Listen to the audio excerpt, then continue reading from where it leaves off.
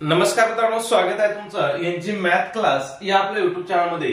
मित्रांनो, आपण अंगणवाडी पर्यवेक्षिका त्याचबरोबर मुख्य सेविकेसाठी अतिशय इम्पॉर्टंट अतिशय महत्त्वपूर्ण असा प्रश्नसंच पाहत आहोत। या प्रश्नसंचमध्ये आपण काय केलं आहे की जे बाल संरक्षणासाठी कायदे आहेत याच्यावरती आपण प्रश्नसंच पाहत आहोत। बाल संरक्षणाच्या कायद्यावरतीचा आपला कितवा प्रश्नसंच आहे? तिसरा प्रश्नसंच आहे।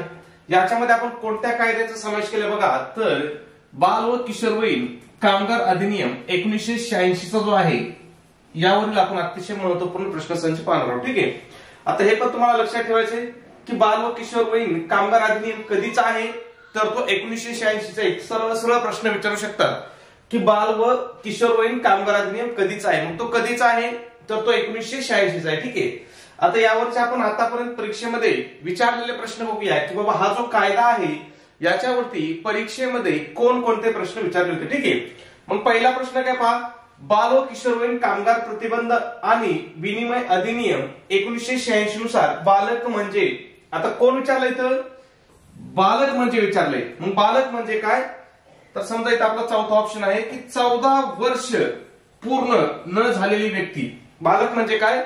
14 वर्ष पूर्ण न झालेली व्यक्ती म्हणजे 14 वर्षापेक्षा कमी वय असलेली व्यक्ती म्हणजे कोण? बालक होय। कोणत्या कायद्यानुसार तर बाल व किशोरवयीन कामगार अधिनियम 1986 नुसार। ठीक आहे, महत्वाचा प्रश्न आहे, लक्षात ठेवा। आता याच्यामध्ये बालक आणि किशोरवयीन बालक असे दोन प्रकार आहेत बालकाचे, त्याच्यावरती आपला पुढचा प्रश्न आहे, बघूया आपण पुढे। ठीक आहे, दुसरा प्रश्न बघा, बाल किशोरवयीन कामगार अधिनियम 1986 नुसार किशोरवयीन बालक बघा। पहिल्या प्रश्नामध्ये आपल्याला फक्त बालक होतं आणि या प्रश्नामध्ये काय आहे? किशोरवयीन बालक आहे। मग दोन्ही मधला फरक लक्षात ठेवायचा। किशोरवयीन बालक म्हणजे काय तर 14 ते 18 वर्ष वयादरम्यानची व्यक्ती, त्याला काय म्हणतात? किशोरवयीन बालक म्हणतात। आणि जर फक्त बालक विचारलं असेल, आपण पहिला प्रश्न पाहिला, जर फक्त बालक विचारलं तर काय येईल आपलं? 14 वर्षापेक्षा कमी वय असलेली व्यक्ती म्हणजे काय? बालक होय। आणि किशोरवयीन बालक म्हणजे काय? 14 ते 18 वर्ष दरम्यानची व्यक्ती। दोन्ही मधला फरक लक्षात ठेवा। प्रश्न सारखा वाटेल, फक्त हा किशोरवयीन हा जो शब्द आहे ना, हा शब्द एवढाच एक्स्ट्रा आहे आणि त्याच्यानुसार आपलं उत्तर काय होतं या ठिकाणी बदलत आहे। ठीक आहे, पुढचा प्रश्न बघू, 3 नंबर असेल काय? बाल व किशोरवयीन कामगार अधिनियम 1986 मधील कलम 3 मध्ये कोणती तरतूद आहे? आता काय विचारलं इथं? आता एक गोष्ट लक्षात घ्या, इथपर्यंत प्रश्न आपला काय असणार आहे? प्रत्येक प्रश्न सारखाच असणार आहे, फक्त पुढे काय विचारलंय ते महत्वाचं आहे। ठीक आहे, मग कलम 3 मध्ये कोणती तरतूद आली आहे असं विचारलंय। मग कलम 3 मध्ये काय बघा तर कोणत्याही व्यवसायात व प्रक्रियेत बालकांना नोकरीवर ठेवण्यास प्रतिबंध, म्हणजे कोणत्या कलमानुसार बालकांना नोकरीवर ठेवता येत नाही तर कलम 3 नुसार। कोणत्या कायद्याच्या कलम 3 नुसार तर बाल व किशोरवयीन कामगार अधिनियम 1986 हा जो कायदा आहे याच्या कलम 3 नुसार बालकाला कामावरती ठेवता येत नाही। इथं दुसरा प्रश्न असं सुद्धा विचारू शकतात, बाल व किशोरवयीन कामगार अधिनियम 1986 मधील कोणत्या कलमानुसार बालकांना नोकरीवर ठेवण्यास प्रतिबंध आहे? तर कोणत्या कलमानुसार? कलम 3 नुसार। ठीक आहे, लक्षात ठेवा, महत्वाचा आहे कलम 3। त्याच्यानंतर पुढचा प्रश्न बघा, बाल व किशोरवयीन कामगार अधिनियम 1986 मधील कलम 3A बघा। पहिला प्रश्न काय होता? 3 होता आणि इथं काय 3A मध्ये कोणती तरतूद करण्यात आली असं विचारलंय। मग कलम 3A मध्ये काय तरतूद आहे तर किशोरवयीन बालकाला विशिष्ट प्रकारच्या धोकादायक कामामध्ये काम करण्यास प्रतिबंध आहे। कलम 3 आणि कलम 3A मधला फरक लक्षात ठेवायचा। 3A नुसार काय आहे? बालकांना नोकरीवर ठेवण्यास किंवा कामास ठेवण्यासच प्रतिबंध आहे आणि कलम 3A मध्ये काय आहे? किशोरवयीन बालकांसाठी आहे। किशोरवयीन बालकांना धोकादायक प्रकारच्या कामामध्ये ठेवता येणार नाही अशी तरतूद काय आहे? कलम 3A मध्ये आहे। म्हणजे कलम 3 आणि 3A मधला फरक लक्षात ठेवा। ठीक आहे, पुढचा प्रश्न बघू, 5 नंबर, बाल व किशोरवयीन कामगार अधिनियम 1986 मधील कलम 5 मध्ये कोणती तरतूद करण्यात आली? बघा, कलम 3 विचारलं होतं आपल्याला, कलम 3A विचारलंय, त्याच्यानंतर कलम 5 महत्वाचं आहे। मग कलम 5 मध्ये कोणती तरतूद आहे तर या ठिकाणी तांत्रिक सल्लागार समिती आहे। कलम 5 मध्ये काय आहे? तांत्रिक सल्लागार समिती आहे। किंवा असं सुद्धा प्रश्न विचारू शकतात, बाल व कामगार प्रतिबंध अधिनियम 1986 मधील कोणत्या कलमामध्ये तांत्रिक सल्लागार समिती आहे? मग कोणत्या कलमामध्ये तांत्रिक सल्लागार समिती आहे तर कलम 5 मध्ये तांत्रिक सल्लागार समिती आहे. ठीक आहे, लक्षात ठेवायचं, महत्वाचं आहे. पुढचा प्रश्न बघू. त्याच्या अगोदर एक छोटीशी परंतु खूप महत्वाची अशी सूचना मित्रांनो, आपण या ठिकाणी अंगणवाडी पर्यवेक्षिका त्याचबरोबर मुख्य सेविकेसाठी अतिशय इम्पॉर्टंट, अतिशय महत्वपूर्ण अशी टेस्ट सिरीज या ठिकाणी आपण सुरू केलेली आहे. आपल्या टेस्ट सिरीजचं वैशिष्ट्य आहे की या ठिकाणी तुम्हाला टीसीएस पॅटर्न नुसार संपूर्ण अभ्यासक्रमावर आधारित अशी आपली ही टेस्ट सिरीज असणार आहे. मग या टेस्ट सिरीज मध्ये तुम्हाला काय काय भेटेल बघा. तर तुम्हाला या ठिकाणी एकूण 10 टेस्ट पेपर भेटतील. त्याचबरोबर टीसीएस ने घेतलेल्या अतिशय आयएमपी अशा 100 प्रश्नपत्रिका तुम्हाला या ठिकाणी उत्तरासहित प्रोव्हाइड केल्या जातील. आता तुम्हाला या ठिकाणी टीसीएसचाच अभ्यास करायचा आहे किंवा टीसीएस ने विचारलेल्या प्रश्नांचा जास्तीत जास्त अभ्यास करायचा आहे का, तर अंगणवाडी पर्यवेक्षिका आणि मुख्य सेविकेचा पेपर कोण घेणार आहे, तर टीसीएस घेणार आहे. म्हणून तुम्हाला काय करायचंय, टीसीएसच्या प्रश्नांचा जास्तीत जास्त तुम्हाला सराव करायचा आहे किंवा अभ्यास करायचा आहे. ठीक आहे. त्याचबरोबर या ठिकाणी आपण अतिशय इम्पॉर्टंट, अतिशय महत्वपूर्ण अशा फ्री मध्ये नोट्स देत आहोत. मग यामध्ये कोणकोणत्या विषयाचे नोट्स असतील बघा. तर बघा, मराठी असेल, इंग्रजी असेल, गणित असेल, बुद्धिमत्ता असेल, इतिहास, भूगोल, राज्यशास्त्र, त्याचबरोबर आयसीडीएच्या सुद्धा अतिशय इम्पॉर्टंट, अतिशय महत्वपूर्ण अशा नोट्स या ठिकाणी तुम्हाला प्रोव्हाइड केल्या जातील. मग ह्या सगळ्याची किंमत किती मित्रांनो, तर फक्त 250 रुपये किंमत आहे. परंतु त्यामध्ये सुद्धा विद्यार्थ्याच्या मागणीस्तव आपली ऑफर चालू आहे. जर तुम्ही ऑफर नुसार आज जर आपली टेस्ट सिरीज घेतली ऑफर नुसार, तर ही तुम्हाला काय होईल, फक्त आणि फक्त 149 रुपयाला तुम्हाला ही टेस्ट सिरीज पडेल.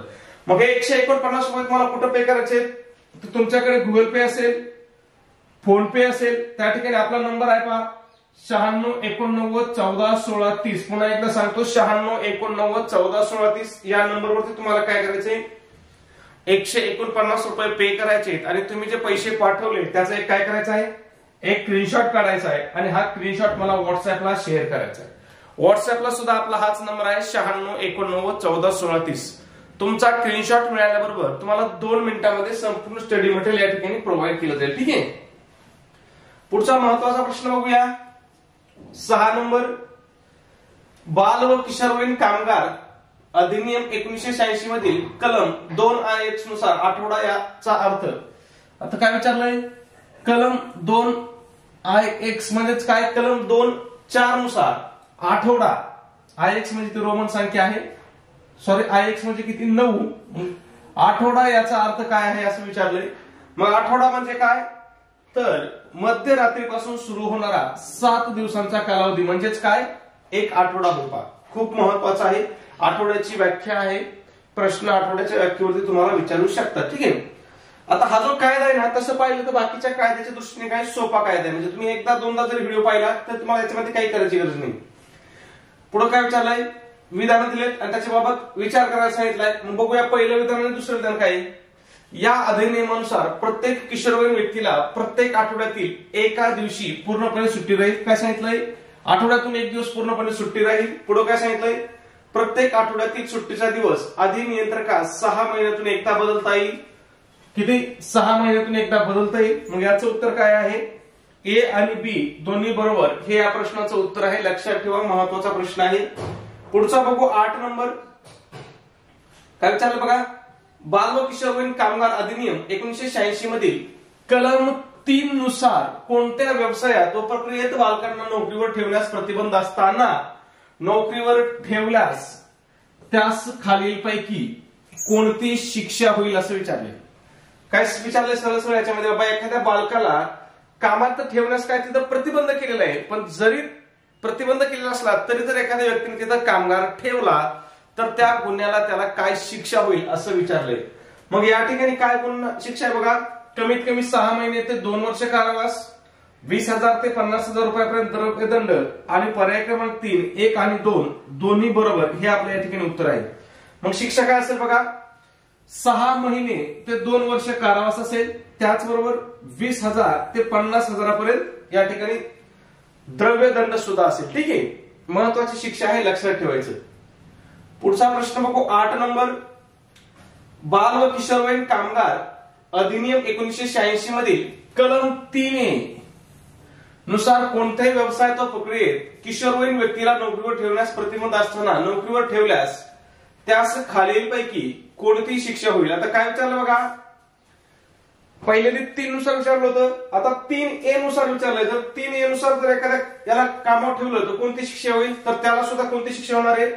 सेम शिक्षा असणार बा, 6 महिने ते 2 वर्षे आणि 20,000 ते 50,000 रुपयापर्यंत द्रव्यदंड. ठीक आहे. आता 3 कशासाठी आहे? 3 बालकासाठी आहे आणि 3A कोणासाठी आहे? किशोरवयीन बालकांसाठी आहे. फरक लक्षात ठेवायचा, पण शिक्षा दोघांना काय आहे? सारखीच आहे. ठीक आहे. पुढचा प्रश्न 10 नंबर, बाल व किशोरवयीन कामगार प्रतिबंध आणि विनिमय अधिनियम 1986 मध्ये कलम 3 व 3A बघा, कलम 3 व 3A च्या अपराधाबाबत एखाद्या व्यक्ती सिद्ध दोषी असेल त्याने नंतर तोच अपराध पुन्हा केल्यास खालीलपैकी कोणती शिक्षा होईल? म्हणजे अगोदर एखादा व्यक्ती आहे की जो त्या गुन्ह्यामध्ये दोषी आहे आणि पुन्हा जर त्याने तोच गुन्हा केला तर काय शिक्षा होईल? तर त्याला कमीत कमी 1 वर्ष ते जास्तीत जास्त 3 वर्ष कारावासाची शिक्षा होईल. म्हणजे पर्याय क्रमांक 2 हे आपलं उत्तर असणार आहे. लक्षात ठेवायचं, जर पहिल्यांदा गुन्हा केला तर किती आहे? 6 महिने ते 2 वर्ष आहे. पहिल्या गुन्ह्याला किती आहे शिक्षा? 6 महिने ते 2 वर्ष आहे. आणि हा गुन्हा जर त्यांनी पुन्हा केला, डबल केला, दुसऱ्यांदा केला तर किती आहे? 1 वर्ष ते 3 वर्षापर्यंत कारावासी शिक्षा आहे. कोणत्या कलमामध्ये? 3 आणि 3A कलमानुसार प्रतिबंध असलेल्या ठिकाणी. कलम 3A कशा संबंधित आहे? बाल कशी संबंधित आहे? बालक म्हणजे काय? 14 वर्षाच्या किंवा 14 वर्षापेक्षा कमी वय असणारी व्यक्ती म्हणून आपण, किंवा 14 वर्षाच्या आतील वय असणारी व्यक्ती म्हणून. आणि 3A कशासाठी आहे? तर 3A किशोरवयीन बालकांसाठी आहे. मग किशोरवयीन बालक म्हणजे कोणता व्यक्ती? तर 14 ते 18 वर्ष वयोगटातील व्यक्ती म्हणजे काय? किशोरवयीन बालक व्यक्ती. यांच्या संदर्भात गुन्हा केला त्यांना कामाच्या ठिकाणी ठेवायची परवानगी नसताना जर कामावर ठेवलं तर किती शिक्षा आहे? 6 महिने ते 2 वर्षे आणि 20,000 ते 50,000 दंड. पण जर हाच गुन्हा पुन्हा केला तर शिक्षा काय आहे? 1 वर्ष ते 3 वर्षापर्यंत कारावासाची शिक्षा आहे. ठीक आहे. पुढचा प्रश्न बघा 11 नंबर, बाल व किशोरवयीन कामगार प्रतिबंध आणि विनिमय अधिनियम 1986 मधील कलम 3A व 3A च्या अपराधाबाबत पालक सिद्ध दोषी असेल त्याने नंतर तोच अपराध पुन्हा केल्यास खालीलपैकी कोणती शिक्षा? आता बघा, पहिली शिक्षा कोणाला होती? ज्याने गुन्हा केला त्याला. पण इथं कोणाला शिक्षा आहे? पालकाला. म्हणजे जर एखाद्या पालकानेच कामाला ठेवला असेल आपला मुलगा आणि जर पालक याच्यामध्ये दोषी आढळला तर त्याला काय शिक्षा असणार आहे? 10,000 रुपयापर्यंत द्रव्यदंड असणार आहे. ठीक आहे. म्हणजे प्रश्नामध्ये छोटा छोटा बदल आहे. हा बदल लक्षात ठेवा. प्रश्न वाचताना त्याच्यामुळे व्यवस्थित वाचा. इथं कोण दोषी विचारलाय? पालक जर दोषी असेल तर किती शिक्षा आहे? 10,000 रुपयापर्यंत द्रव्यदंड आहे. ठीक आहे. पुढचा 12 नंबर, खालील विधाने पहा. तोच ऍक्ट आहे आपला बाल व किशोरवयीन कामगार अधिनियम 1986. त्याच्यानुसार हे विधान बघायचे आणि काय उत्तर आहे ते बघायचे. मग बघूया.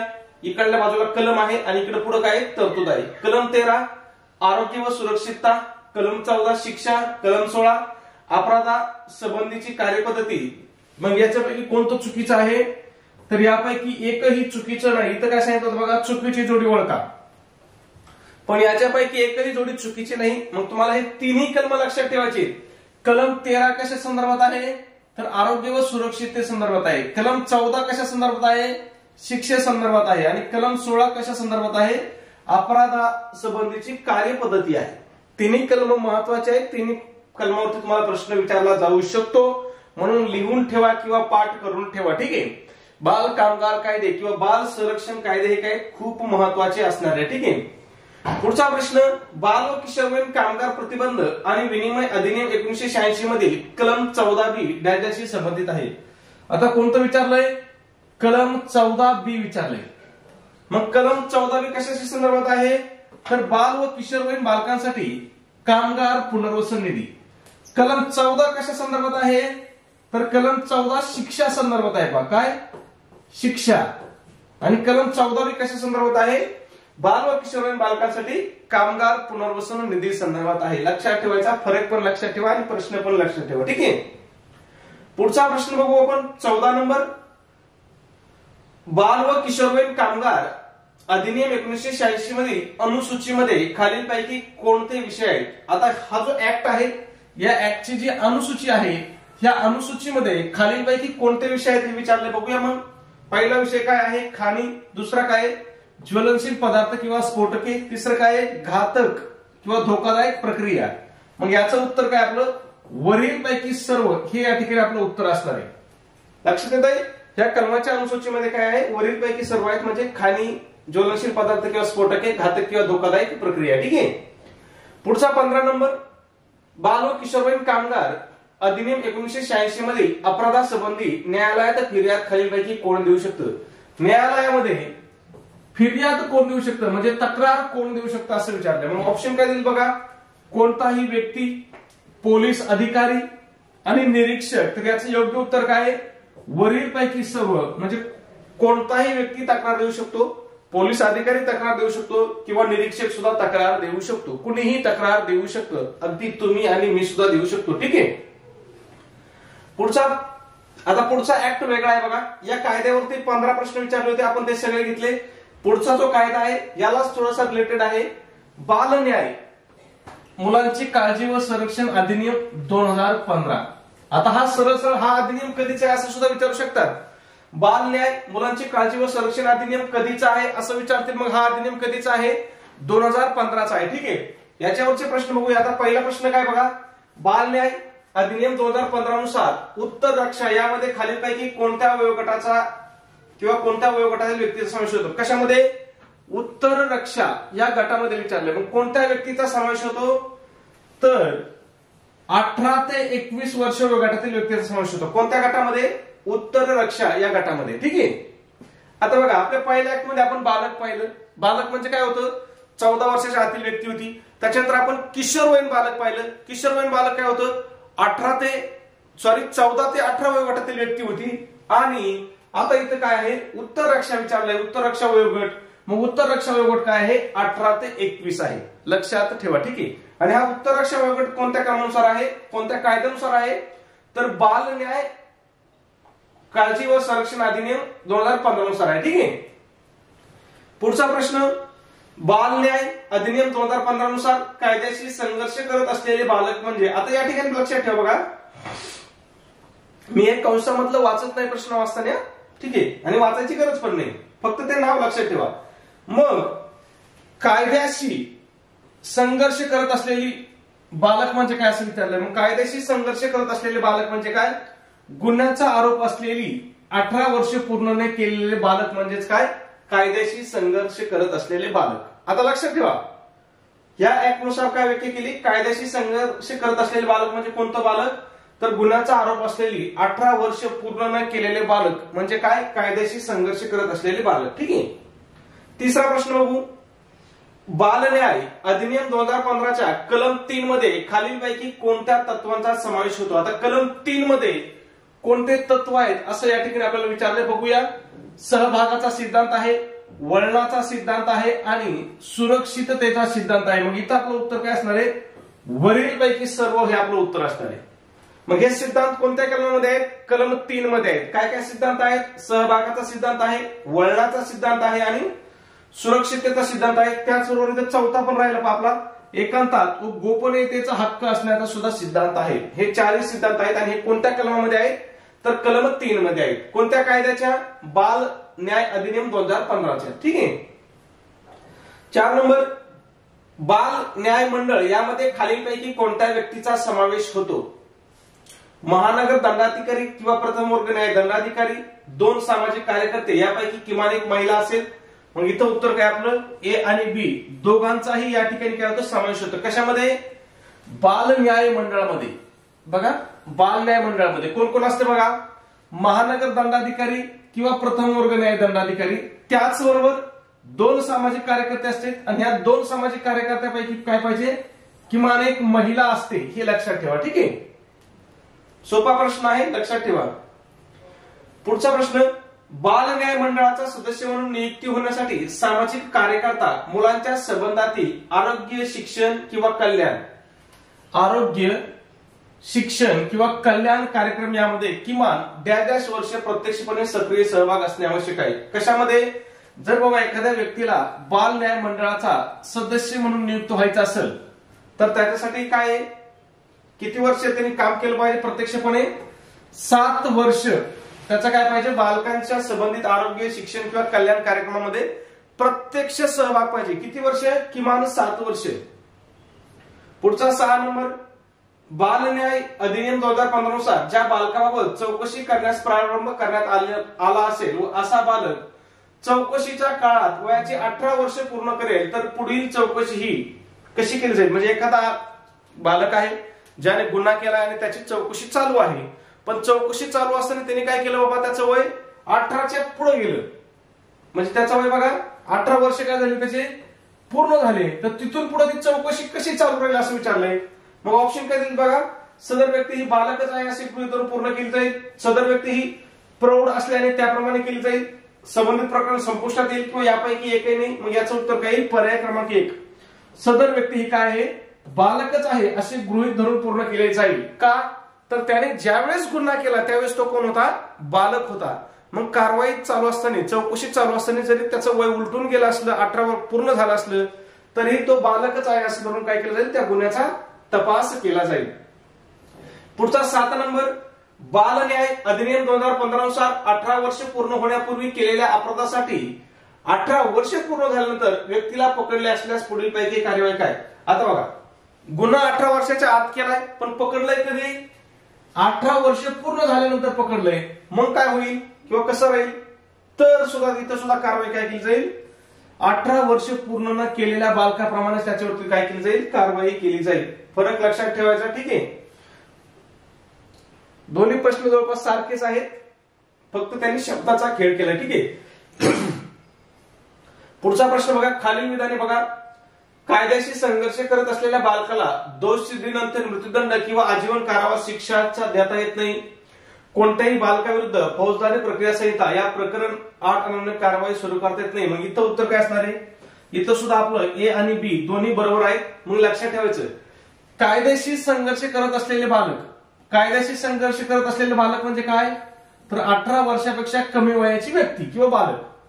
जर दोष सिद्धी झाली म्हणजे तो आरोपी आहे हे जरी लक्षात आलं तरी त्याला बघा मृत्यूदंड किंवा आजीवन कारावासाची शिक्षादेश देता येत नाही. लक्षात येतंय, सोपं आहे, ठेवा. त्याच्यानंतर कोणत्याही बालकाविरुद्ध फौजदारी प्रक्रिया संहितेच्या प्रकरण 8 अन्वये कार्यवाही सुरू करता येत नाही. दोन्ही गोष्टी लक्षात ठेवा, ठीक आहे, महत्वाच्या आहेत. पुढचा प्रश्न 9 नंबर, खालील विधाने बघायचे. पुन्हा इथं 2 विधानं दिलेत, बघूया. बाल न्याय अधिनियम 2015च्या कलम 27 नुसार जिल्हा स्तरावर बाल कल्याण समिती स्थापन करण्यात येते. आता एकतर इथंच लक्षात ठेवायचं, जिल्हा स्तरावर बाल कल्याण समिती कोणत्या कलमानुसार स्थापन केली जाते, तर ती कलम 27 नुसार स्थापन केली जाते, ठीक आहे. त्याच्यानंतर बघूया, बाल कल्याण समितीत बालकांचे आरोग्य शिक्षण व कल्याण या क्षेत्रातील किमान 7 वर्षाचा प्रत्यक्ष अनुभव असलेले व्यक्ती सदस्य असतात. उत्तर काय असणार आहे आपलं, ए आणि बी दोन्ही बरोबर हे आपलं उत्तर असणार आहे.